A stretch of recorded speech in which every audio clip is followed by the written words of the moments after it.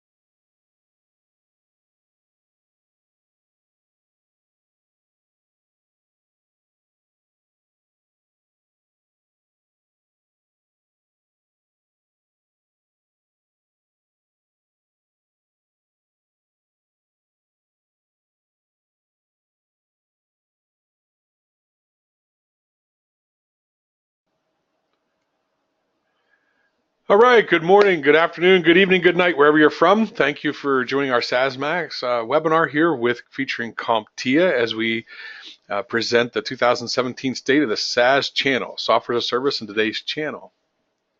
I'm Clint Gatewood. I'll be your host today from SaaSMAX. Carolyn, if you want to switch the slide, we can move forward. So there I am. I'm Clint Gatewood. I'm host here for today. I'm the Vice President of Reseller Partner Development and Matchmaking here at SaaSMAX. I'm joined today by Carolyn April, who's a presenter and she's Senior Director and Industry Analyst from CompTIA. She's also been featured many times at trade shows as an expert in channels, as she's worked in channels for a very long time.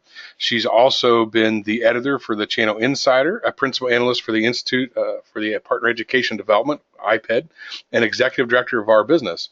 So I'd like to introduce Carolyn just real quick to say hello here. Hey, thanks, Clint. You're making me sound very old. Been around a long time, but well, you don't look much more than 25, so you're good. Thank you. It's great to be here today. I look forward to having a good conversation here about the SaaS channel. Great, thank you. We really appreciate you being here. And we do this every year with CompTIA, and it's always been a well-received piece of media that we have. So if we want to go to the next slide, I'm going to talk just a wee little bit about SaaSMAX and how we are really opening up the market for SaaS vendors and channel partners to work together. And it was really cool. We were a Gartner 2017 co-vendor as well. So that was a nice little feather in the cap. It's nice to say. And we can go on to the next slide. And just to get you a little bit more and re-educate you about SaaSMAX, we really do work to help vendors and SaaS vendors get to the marketplace. We do it through a couple different programs depending on their maturity level in recruiting channel or working with channel, enabling them and getting them to pick up sell-through, everything from micro consulting to help build the channel program. We actually build channel programs. There are a lot of people on staff that have built tremendous amount of channels of their lifetime. Also, Partner Optimizer, which is a proprietary business intelligence platform. We call it PO here. It's all about collecting data, and we have some of the best channel analytics in the world here at SaaSMAX, and many of our vendors also leverage that particular aspect of what we do here at SaaSMAX. And then we have one of the world's largest comprehensive channel databases built with the Partner Optimizer tool that we utilize to bring more channel partners to our vendors. Next. And more on helping. It's all about monthly recurring revenue, though. So we're here to really proactively meet resellers with vendors. So we set up meetings with the vendors and the partners, getting that first front of the funnel finished up very quickly so we can get to actually making recurring revenue faster. We have channel marketing campaigns that we do with our vendors, as well as a two-tiered channel marketplace and commerce platform that we'll be releasing and launching very quickly with the online reseller storefronts, which are all coming very soon, and our resellers are really, really looking forward to those storefronts. It's basically a channel e-commerce platform that we're launching. Will allow them to choose the apps that they want to sell from SaaSMAX and put them on their storefront, which will be completely able to take billing and orders and everything right from SaaSMAX. And from the reseller side, we have SaaS strategists. Part of my team is made up of SaaS strategists who bring us on the call today, as well as a couple others. But we're here that we're proactively making meetings with the right SaaS vendor and the right partners. So we're making sure that the SaaS apps have good channel programs and how to enable the channel partners, and the channel partners they come to us with confidence, knowing that they can find great applications to take to their clients. It helps speed time to revenue. We really work as part of the R&D time or R&D portion arm of our solution providers. They come with us as their trusted concierge to find products that they can bundle together into solutions. They bring their client requirements to us, or their requirements for new products and services they want to launch, and we help them get in front of the right vendors much more quickly. And on we go. So here, Carolyn, I'm going to turn over the presentation to you. That was my two minutes of fame for the day, except I got one slide at the end to cover you on our Cybersecurity Roadshow. So Carolyn, I just do want to announce to everyone that we are recording this session today. If you have questions, please type them in. We are going to take questions at the end. If it's some type of clarification question, I'll jump in and ask Carolyn at that point in time. But please type your questions in, and we will have question and answer at the end. Carolyn, the show floor is yours. Thank you, Clint. I appreciate it. Yeah, we'll definitely take questions at the end. Normally, if this was an in-person type of presentation, I would let everybody just be interactive and we do the questions as they came up. But if there is, as Clint mentioned, if there's one question you have of something of clarification, that you're not understanding something, I'm happy to answer that in the middle so that we don't, it's hard to remember that at the end, that you wanted something specific about a slide, that happened toward the beginning of the presentation. So that said, yes, I'm from CompTIA. I'm hoping that many of you are familiar with us as an IT association. I work in the research department, so I help, I'm one of 5 people who do market research. My focus area tends to be the channel, business models within the channel, but I'm actually branching out and doing some more diversified type of studies as well coming up in 2018. But this particular study, we wanted to take a look at how the channel is embracing SaaS or not. And what we did in the fall is field a questionnaire online to 400 solution providers, managed services providers, pure SaaS players, IT consultants, you name the range of channel types that we see in the marketplace today. And we specifically asked them a whole range of questions about their involvement with software as a service, whether they're selling it, why they're selling it, what some of the challenges are to selling it, what some of the opportunities have been. And so I'm going to go through the findings from this study. There's also a report that I wrote based on the findings from this study. So this is very much a top-level presentation, and we have much more deep segmentation of the data that's available within that report, and I'm happy to provide that with anybody who would like it after the session. So first, let's go through a few bullet points here of just top-level types of realities going on with SaaS today. SaaS is a big market, and it's growing very rapidly. As you can see here from the Gartner projection, SaaS right now is the second biggest cloud-based market after infrastructure as a service, and it happens to be the fastest growing among all of the cloud business models.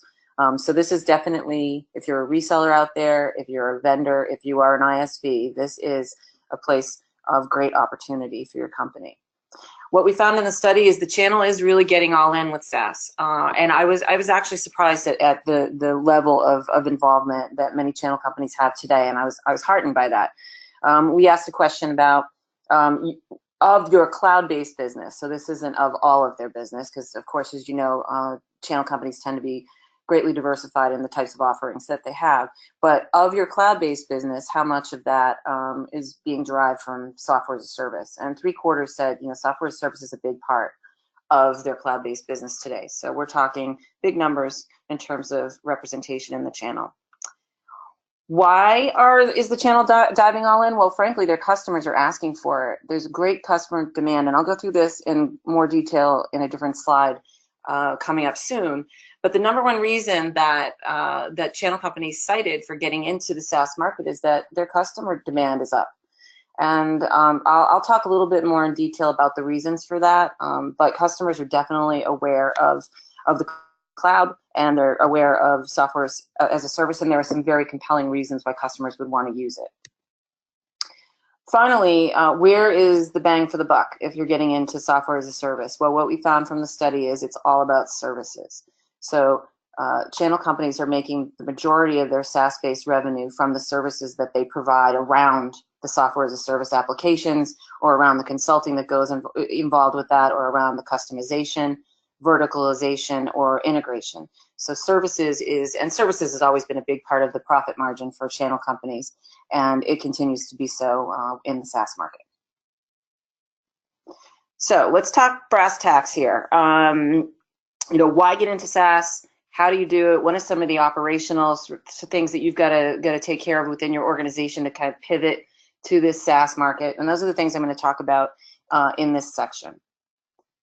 So first off, let's take a look. This is a real high-level look at what channel businesses focus on today, primarily. Where are they getting their revenue? And what we are seeing, and this is no surprise to anybody on this webinar right now, is hardware is a declining piece of channel revenue. And it has been for many years now, and it's continuing to become a smaller slice.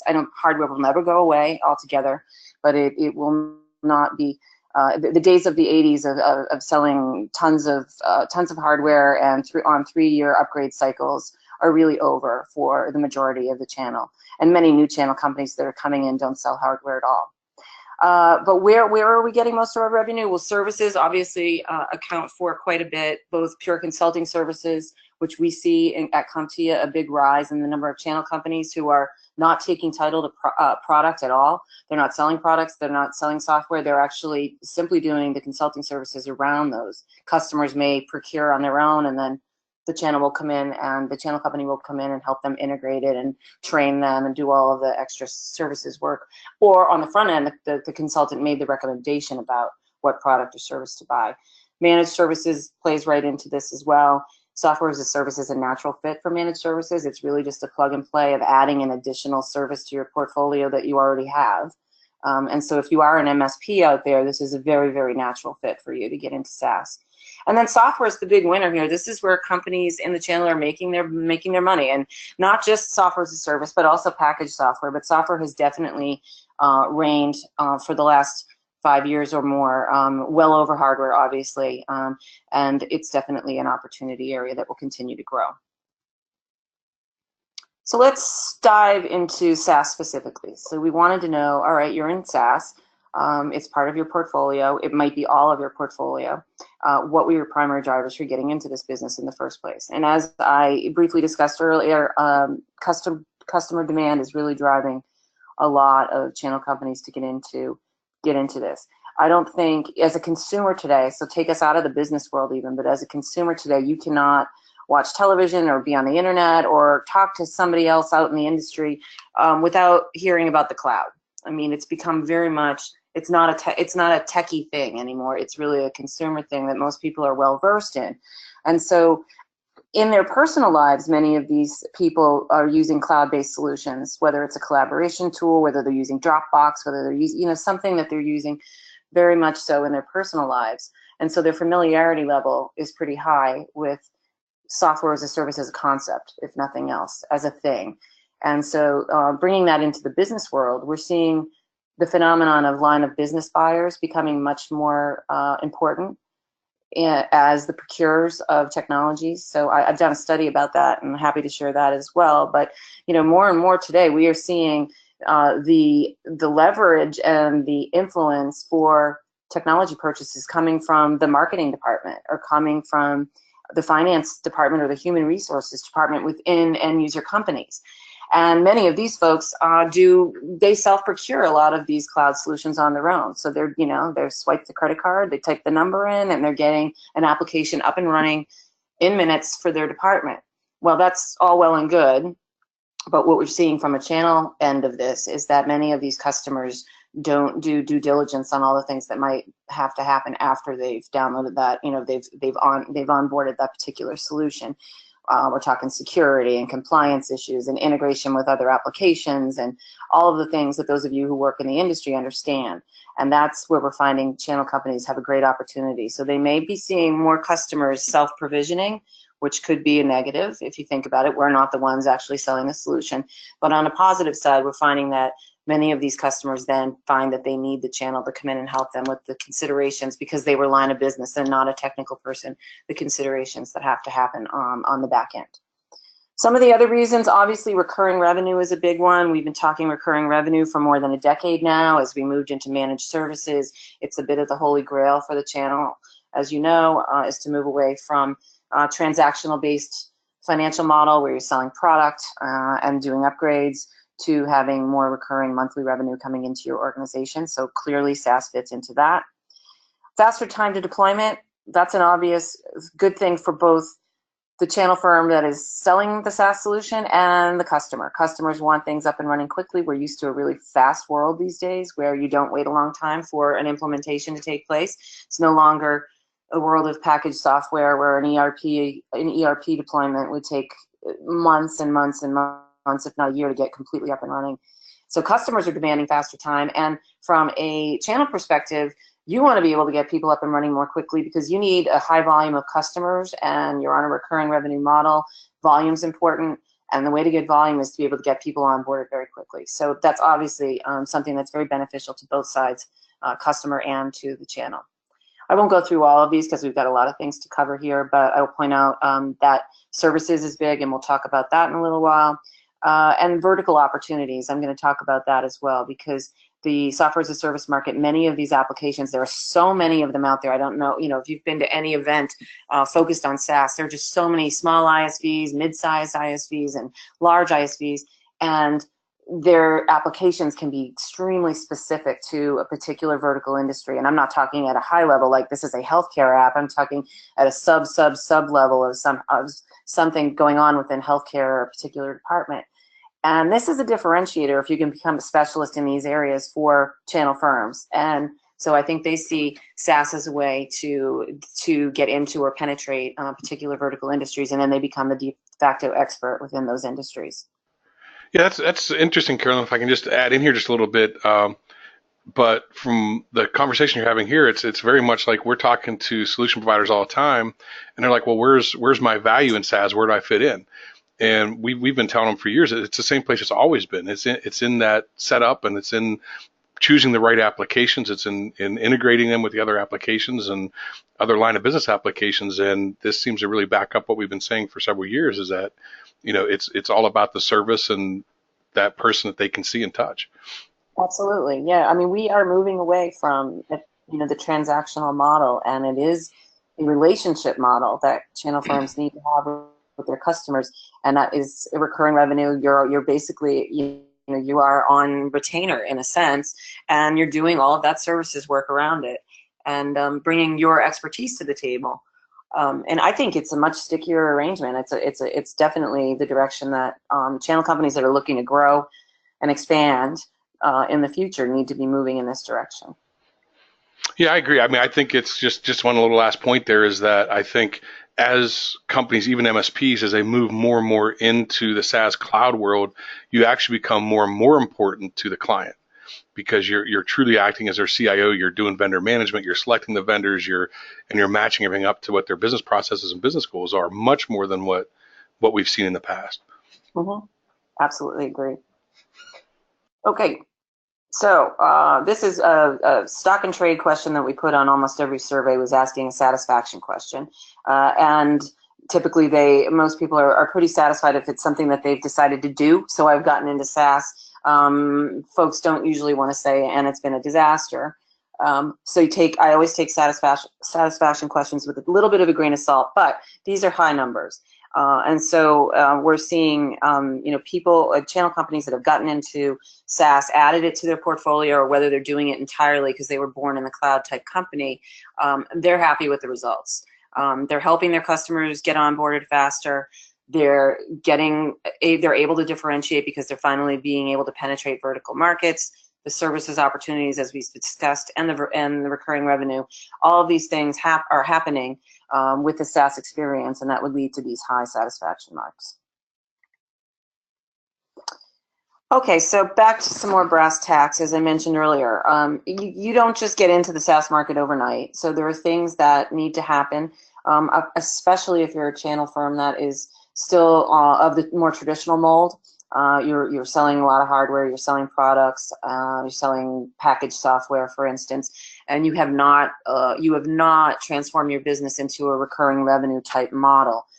You're not an MSP. So there are things that do need to take place. And this requires investment, it requires time, and it can be difficult for some companies who are smaller.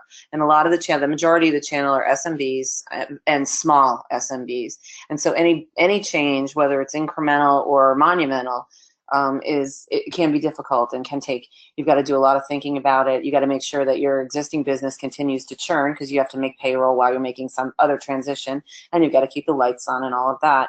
But these are some of the steps that the channel respondents in our survey identified for us as things that they did in order to get their business ready to get into the SaaS business.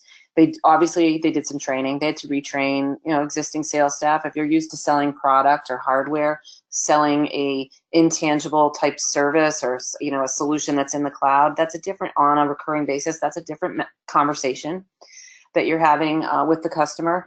You may be selling to line of business now, and those are different conversations, because they don't want to talk about technology really at all. They want to talk about business outcomes and how it's going to help their department or help them save money or help them make money. And those are the kind of conversations they're going to have. So you might have to do some retraining of your existing sales staff. You might have to hire different sales staff. We see both of those phenomenon happening. Retraining across existing technical staff, that's an obvious one. You may create some new positions. Reorienting your marketing strategy, that's a big one as well. So if you are more of a transactional business now moving to recurring revenue business, your brand is what really matters now. You're the face to the customer. In the pure reseller days, if you think about it, the way that channel companies went to market was they promoted the vendors who they worked with as their calling card. Their business cards all had Microsoft certified, wherever they happen to be in the partner program, or IBM certified, or whatever it happened to be. And that's what they would push as their expertise and why a customer should work with them. Well, today in the cloud world, much of that is abstracted, and many customers don't really even know who the vendor, so to speak, or the cloud provider is on the back end. So the channel company was working directly with the customer, but it's really about their brand. And I think channel firms historically have struggled with marketing. They're quite good at technology, obviously, or they wouldn't be in this business. And many are good at sales, or they learn sales on the job. But marketing has always been an afterthought. We've done studies where we've asked channel firms if they even have a marketing person on staff, and a high percentage do not. They do not have a full-time marketing person. But in this cloud age, we're seeing that change. We're seeing companies understanding that, hey, we can't just rely on the MDF dollars we're getting from our vendor, and we can't just rely on the vendor's brand, because the customer is shaking their head like they don't care so much. So it's important for you as channel companies, MSPs, whatever, and those of you who are MSPs already know this, that it's important for your brand, for you to understand how to do branding, whether that's using social media, whether that's making sure your website and your content marketing are up to speed, and there are plenty of companies out there that can help with that.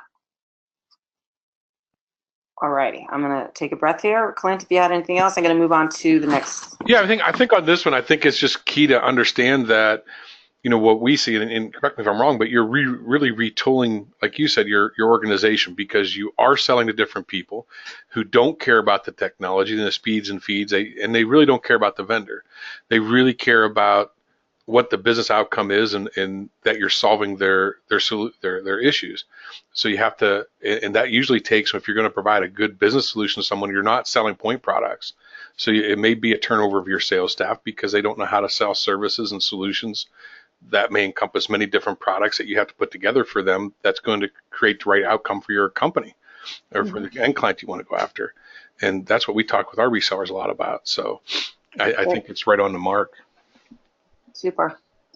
Well, before I move on to the next section, I'm just going to leave you with this one slide. And there are some channel firms who in the study said they're not offering SaaS and they have no plans to do so.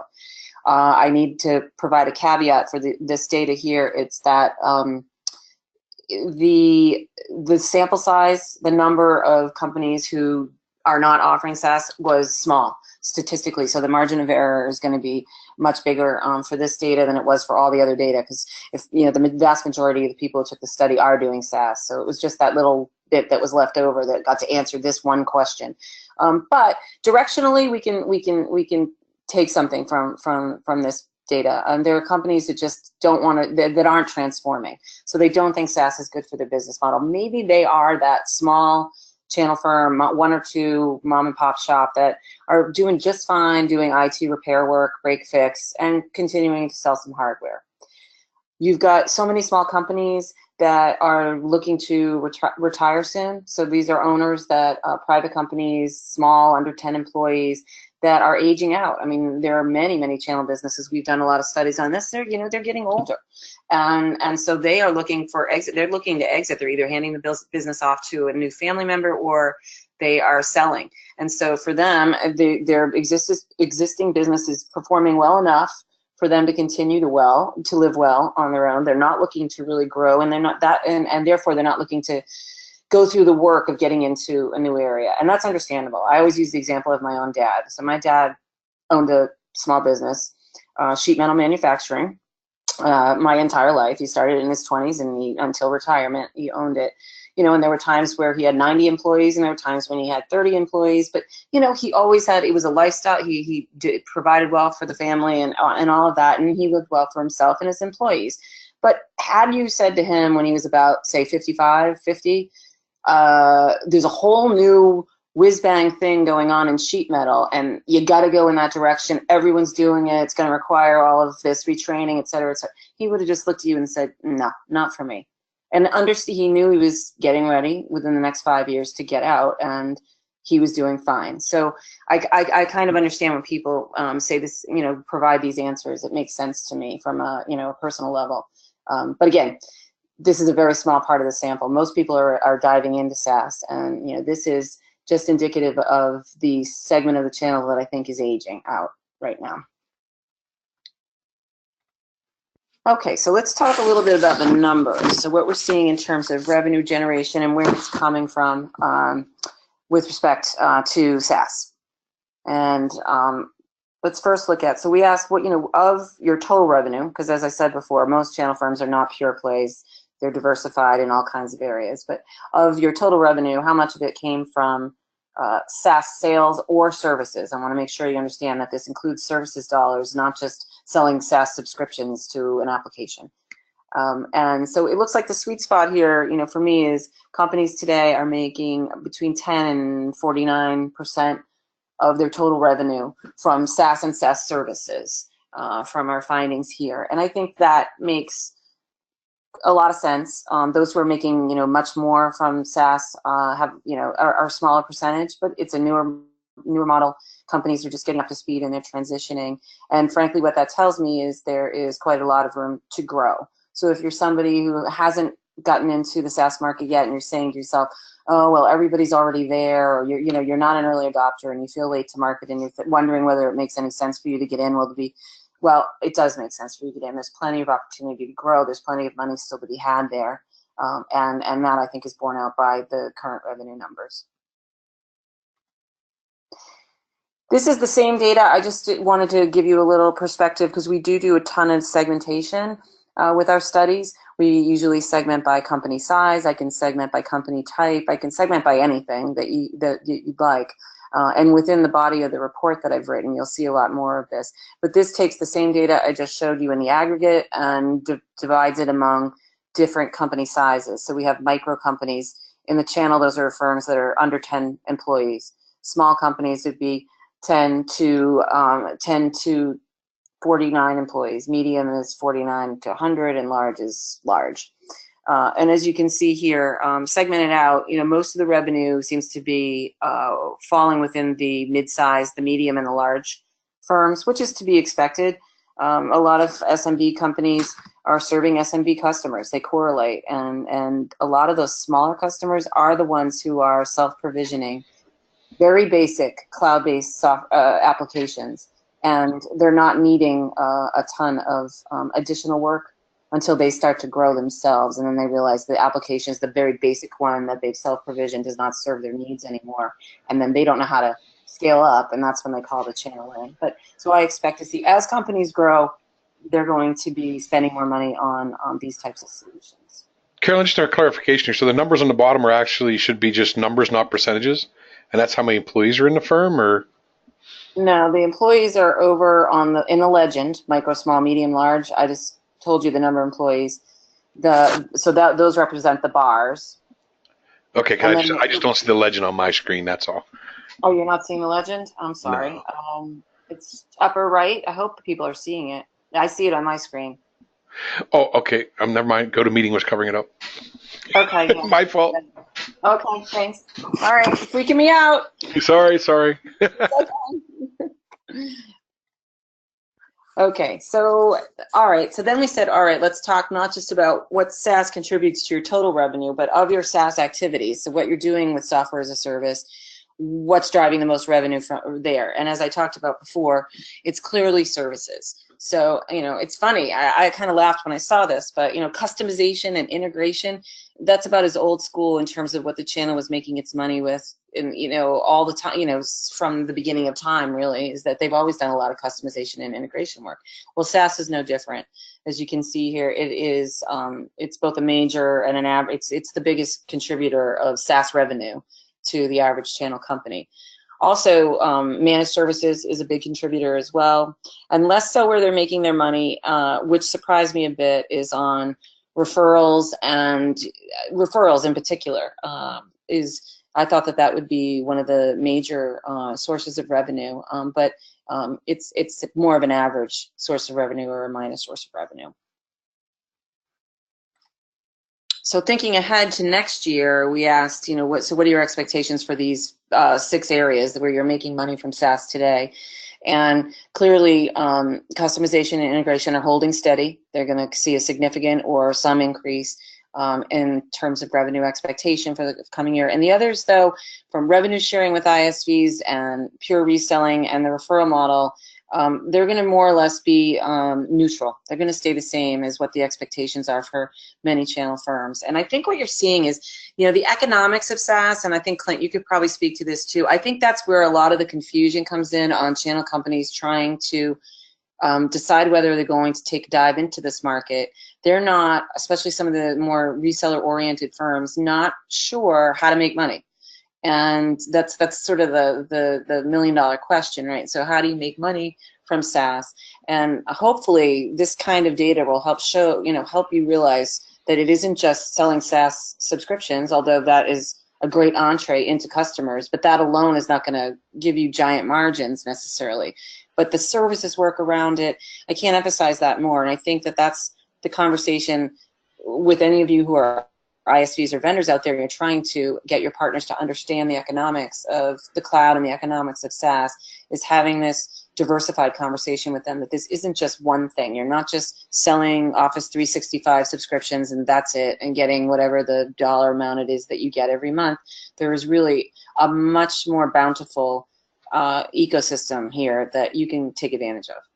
Yeah, I think, Carolyn, from what we've seen, there's a lot of different reasons. Like when you look at the revenue sharing or the reselling of SaaS apps staying the same, a lot of ISVs aren't very good, and especially the good ones aren't very good at getting out to them.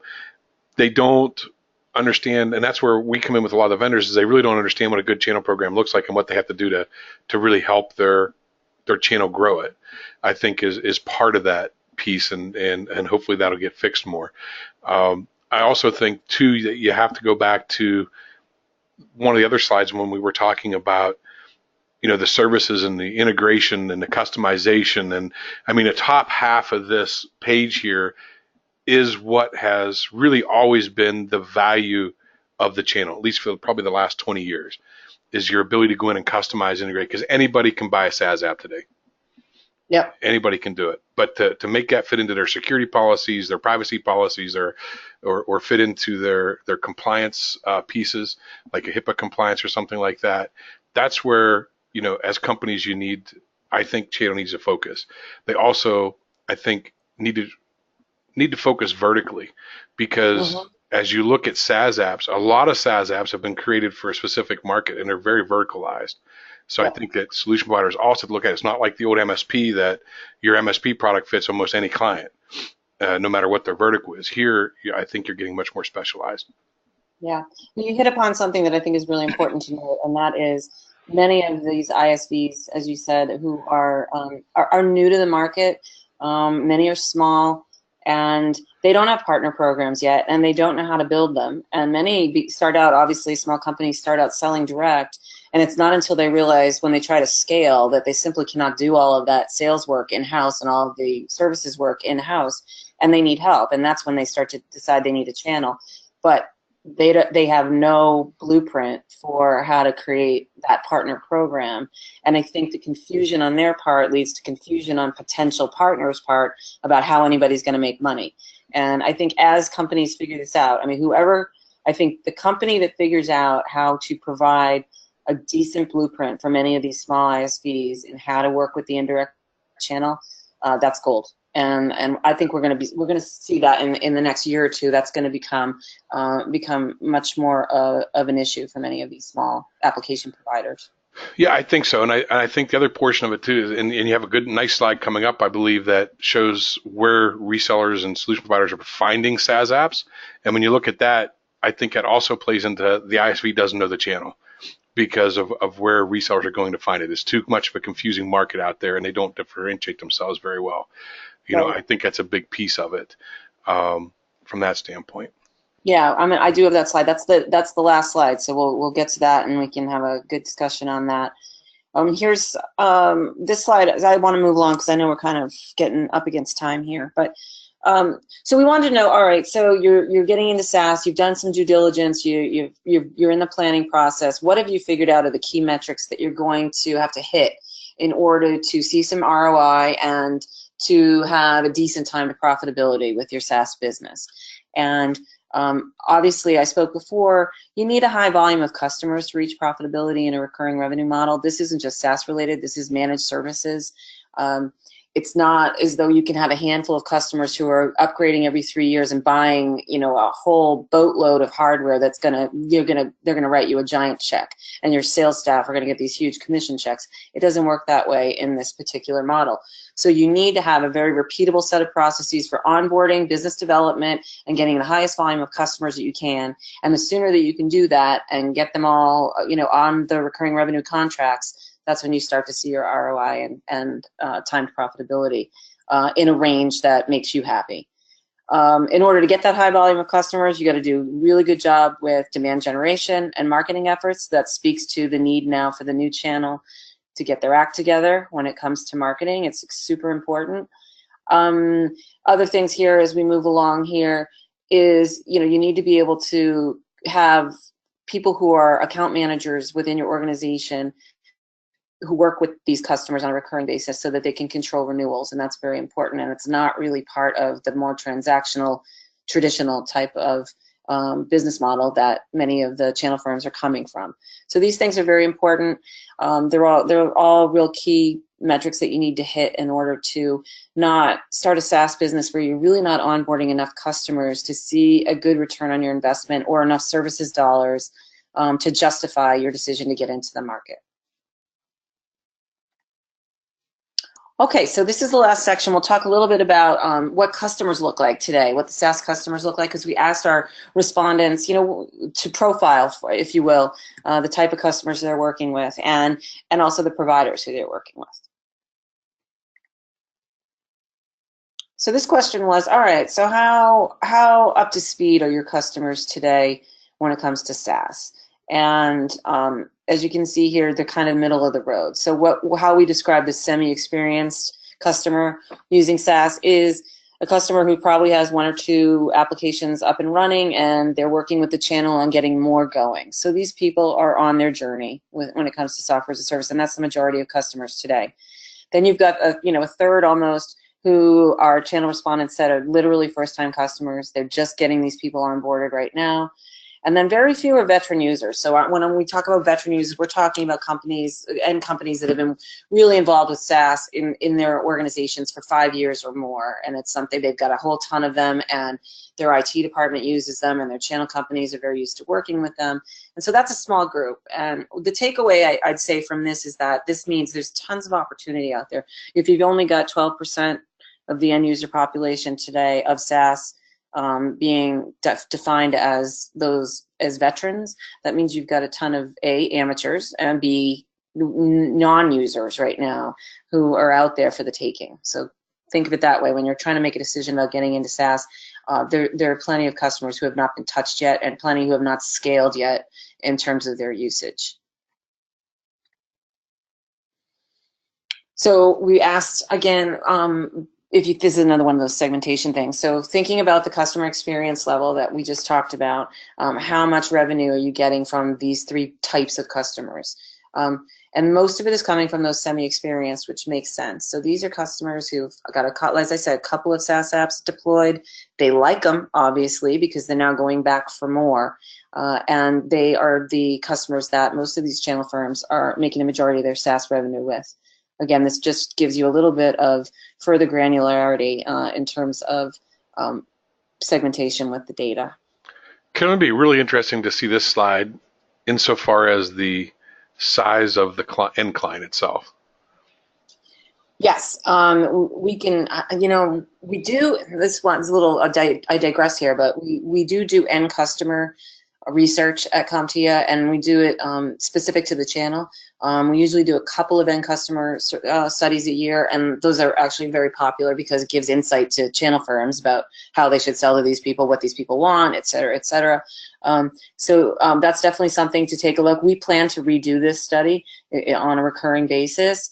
And so maybe it's a great idea to maybe do this as an end user study next year as opposed to a channel respondent study. Could yield some really good and interesting data. Yeah, really help out where to, as a channel companies make a transition, which size of client should I focus on, right? Yeah, where should you focus? Yep, that's the -- question. So here's company size. We're just talking about that. So just to give you a sense of what the average customer size is for SaaS today, not surprisingly, it is that medium-sized customer that many channel companies are selling into. I think that's where most of the SaaS activity, as shown in some of the data that I had previously, is happening right now, but also large companies and small companies account for it quite a bit. It's those micro companies, those are very small firms who are doing a lot of self-provisioning and then not needing, at least right away until they start to grow, a lot of third-party help to help them scale those very basic SaaS applications that they're using. And that's really just a function of them being so small and not yet having the need to scale as they grow their companies. I also wanted to point out the vertical opportunity. I talked about this earlier, but I want to show you a little bit of data points here. Is nearly 2/3 of the channel said that getting into SaaS, adding it to their portfolio, has helped them land vertical industry opportunities. I think that's huge because we have been preaching for years at CompTIA that you need to move beyond horizontal solutions and start thinking about specializing. Specialization is how you differentiate in a giant field of other competitors. And vertical industry is one of those avenues. And if SaaS is helping channel firms break in, that's fantastic news. And what was very interesting, we asked the question, well, when you got into SaaS, was getting into verticals one of the reasons that you did it at the outset, or was it a pleasant byproduct? It was like, wow, I didn't expect that this would happen, and I'm glad that it did. Clearly, those channel firms who have decided to take the plunge with SaaS did so because they had a great expectation that it was going to help them get into a vertical. So those of you out there on the fence, if you're looking to differentiate and get into a specific industry and be a specialist there, software as a service is certainly looking like a good avenue to take. Yeah, a couple points on this one, just real quick. I know we're backing up on time here, but like you said, verticalization is key because a lot of the SaaS is verticalized. Yeah. But I think as you look at your company and you look where you're going, we've also seen our channel members, as they've adopted more and more SaaS, they're actually more attractive to larger clients than what the typical MSP goes after. They start getting larger clients. They start getting doors open into that, 50, 75, 100 employee or 125 employee space that they can then backfill other services. So I think that's key to understand too as you do that and who you're marketing to. I've also seen too, when I talk about verticals, it's not just about your old verticals of say medical and healthcare and those types of pieces, but I also see people building bundles of applications around specific business functions. And that's kind of a verticalization that I've seen coming up, where people build those applications, and it's good across a lot wider of the traditional verticals, but they're really verticalized on a business process. Right, and that's so critical today as we're starting to sell into line of business buyers more so than the IT department. They're very much interested in a business solution that's going to help them with a business outcome, and it's very specific to the industry that they're working in. That's the language that those folks speak, understandably. And so if you can appeal to them in their own language, they're obviously going to be more attracted to you than they might be to a competitor who doesn't speak that language. Huge differentiator for the market. So if you're not thinking about verticalizing today or around a business process, you've got to be thinking that way. Okay, I think we are getting close here. So I'm gonna breeze through. This is talking about this is the channel's interaction with SaaS providers and the ISVs, and how they are working with a lot of these application providers. And we divided them into 3 buckets: advocate partners, referral partners, and strategic partners. And I'll briefly define what I mean by those. So right now, 44%, so the most channel firms that are working with SaaS providers consider themselves an advocate partner. And we define that as somebody who is not technically in a partner program with these ISVs, but is really a word-of-mouth champion for many of these solutions. They're very much trusted by their customers, so they make recommendations, they steer them in the direction. Many of these channel firms are consultants, but they're not working necessarily with the ISV on the back end formally in terms of being in a program, in terms of getting a fee, a referral fee even. They simply are steering customers who trust them into the right direction, helping them go through this vast menu of SaaS options and helping them vet. I see this bucket getting smaller over time as more of these ISVs formalize programs and start drafting these folks in specifically to work with them. And so I bet as we do this study year over year over year, we're going to see the advocate partner bucket shrink. A quarter of folks are doing referrals, and that's more formalized. So these are channel firms that are working with ISVs. They're passing leads back or making recommendations, and they're getting a regular referral fee from that ISV for each one of those leads that closes. And in most cases, it has to close, obviously, before they'll get the fee. And so many are doing that today. I also see this possibly shrinking as we move into the future, because I do think a lot of these application providers they're really going to cement real partner programs and start working with channel companies the way that traditional vendors today work with channel companies. And then finally, though, you do have this nice slice, almost a third of channel firms that consider themselves strategic partners with a lot of these ISVs. That means they're in a program. It means they're doing things like co-selling. They're doing a lot of traditional type of partnering that you would see with partners who work with Microsoft, partners who work with some of the big guys, and it's very much more of a traditional relationship where the partner is getting a lot out of it. And they may be aligning themselves with fewer ISVs, so they really are going all in for a couple of ISVs, and they do a lot of work there and work their way up the partner program tiers. I expect the strategic partner bucket will grow over time as SaaS becomes more entrenched and more formalized among some of these application providers. And I would back it up too. I think the referral partner piece will go down. I mean, we see a lot of friction between partners in that they just, it's the programs are all over the board, how they're designed are all over the board, renewals are all over the board, and there's just a lot of friction, with partners. And I see the strategic, even some very large companies that do referrals today, we're talking to about helping them revamp into more of strategic partner relationships because they are getting that friction and not getting the sell through they would like. Yeah, I think this, of all the data that I've been showing today, this pie is going to change quite a bit over the next couple of years. Okay, so we reached the end of the road here, and this, Clint, is the slide that you referenced earlier. But where are channel firms sourcing, or at least figuring out how to find the SaaS solutions that they're going to decide to sell or recommend or do services around? And as you can see here, it's the distributors, whether they're traditional, the Ingrams and the Tech Datas of the world, or the SaaS specific application exchange distributors, you guys. That's where channel firms are turning. So obviously these two groups have done their due diligence. They've decided to reorient parts of their business, if not exclusively all of their business, to helping be that that middle person that kind of clears the noise for a lot of channel firms who don't know. I mean, there's so many applications out there, and you don't want to make the wrong recommendation to your client. And so vetting becomes super important in terms of the types of SaaS solutions that you're going to take to market. And clearly the distributors are the trusted source here for most channel firms. And sadly, the ISVs are not. So I think one of the themes we've discussed here in the presentation today is working directly with the ISV is not where channel firms today, at least, are turning to figure out which solutions they should be selling.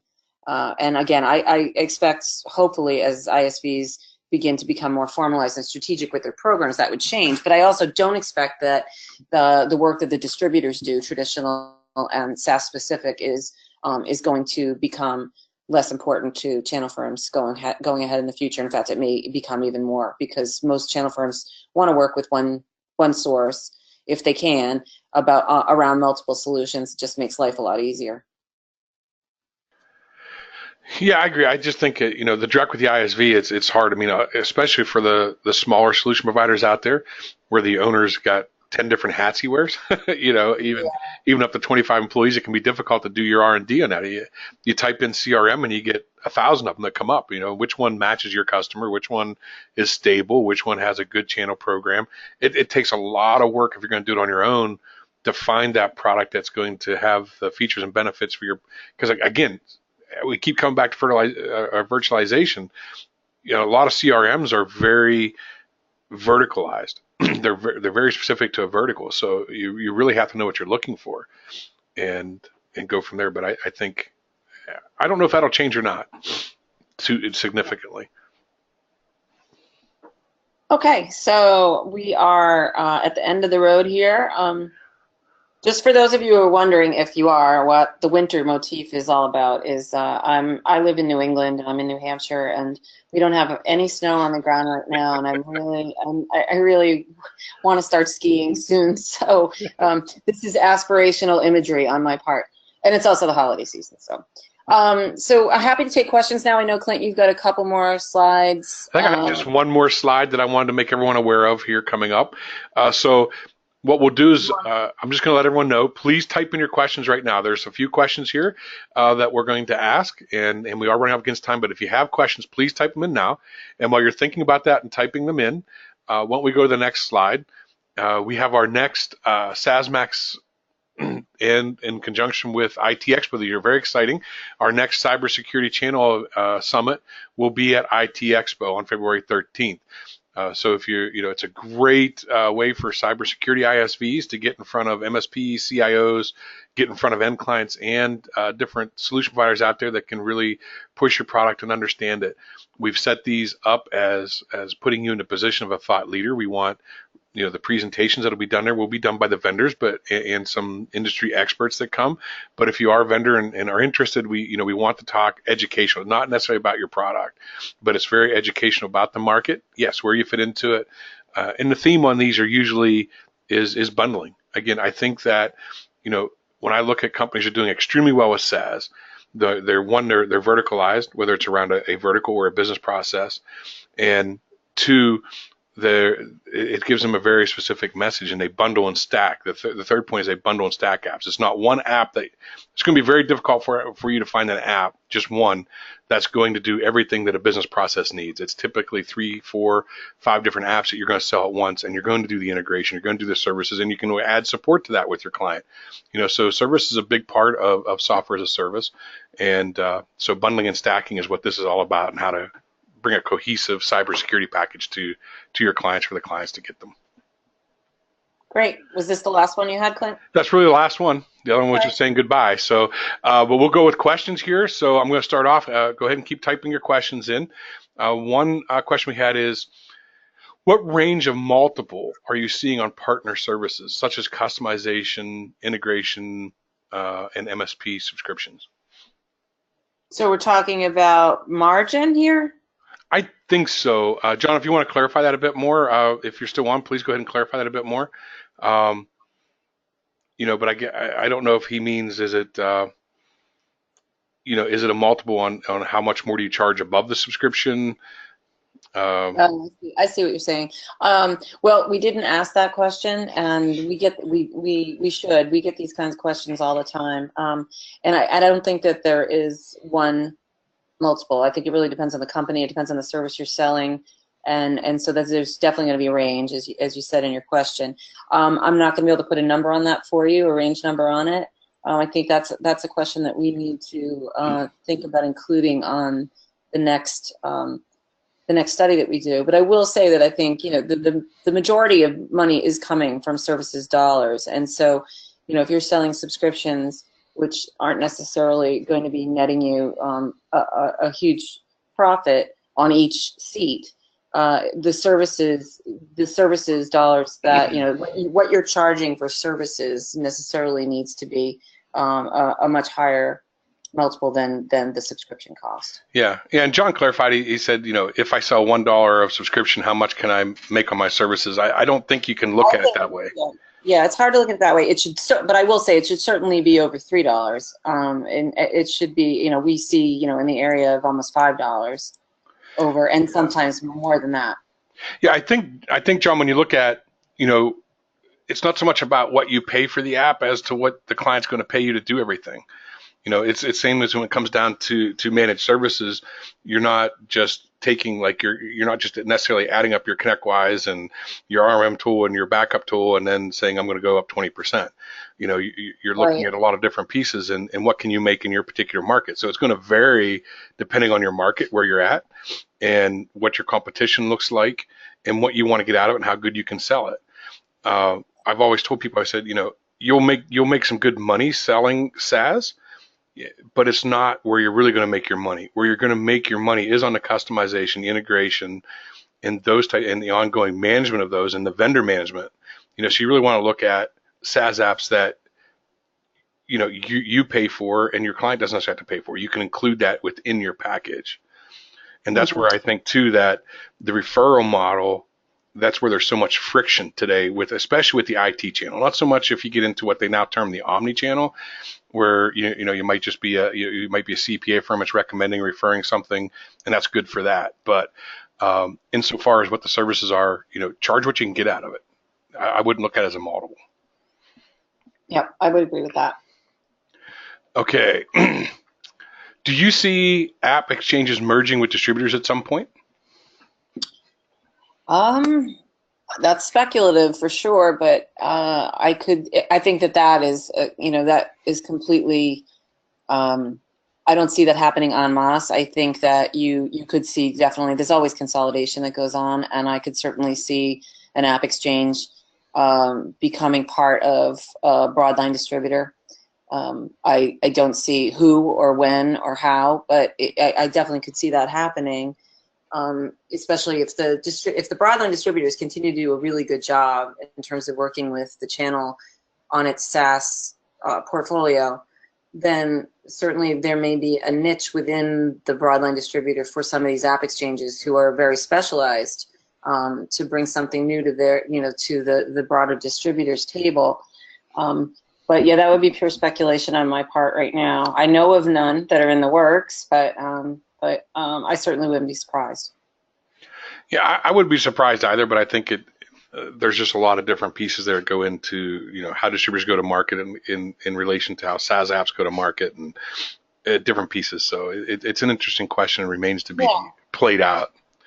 We think about it a lot at CompTIA in terms of these different channels that are out there right now, and are they going to stay in their lane, or are they going to all merge at one time? And that includes this whole universe of channel companies that don't even call themselves channel companies that sell SaaS solutions. I mean, that's a huge universe right now, and they do not intersect at this point in any way with the traditional IT channel, but they're all kind of selling technology solutions, right? So I think we're at a very interesting time in our industry, and whether or not these are going to coexist separately or whether these groups are going to come together and be under one umbrella. And I think to your question about just this very specific distributor and app exchange question, I think it's something that is even bigger. It's going on in all kinds of areas within our industry right now, as people try to define themselves. Yeah, we got one more. We got time for one more question. We got about a minute. We may go. If you have to go, I understand. But we have one more question I do want to take.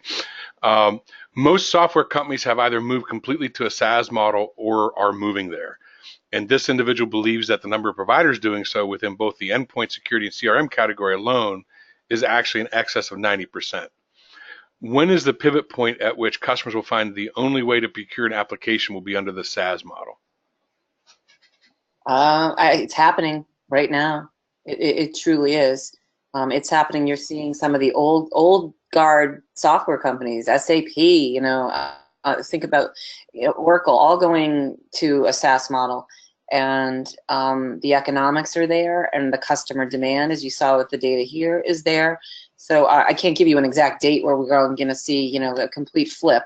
And I never think packaged software will continue to exist, and licensed software, it's not going to go away, just like hardware is not going to go away in its entirety. But I do think you're onto something here. I think this is definitely the direction that the industry is moving, and we're seeing it right before our own eyes. And I would say, I'm going to just ballpark it, I'd say within 5 years, you're going to see maybe sooner, the majority of customers wouldn't think of having on-premises installations of their software.